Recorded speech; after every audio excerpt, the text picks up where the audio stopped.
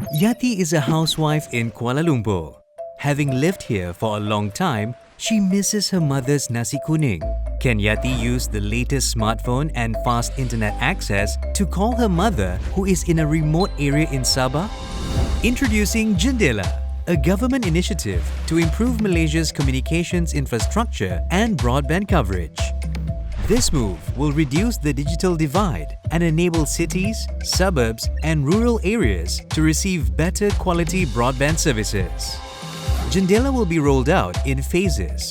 The 3G network will be gradually terminated as the 4G network is expanded to give Malaysians access to high-speed mobile lines throughout the country. Additionally, all fibre service providers will continue to lend their support by upgrading their network capacity and deploying more base stations to meet the increase in 4G and 5G traffic.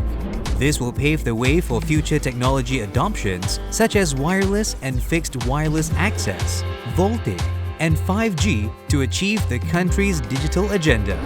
Thanks to improved infrastructure through JENDELA and by upgrading to a 4G smartphone, Yati is able to speak to her mother without any interruption.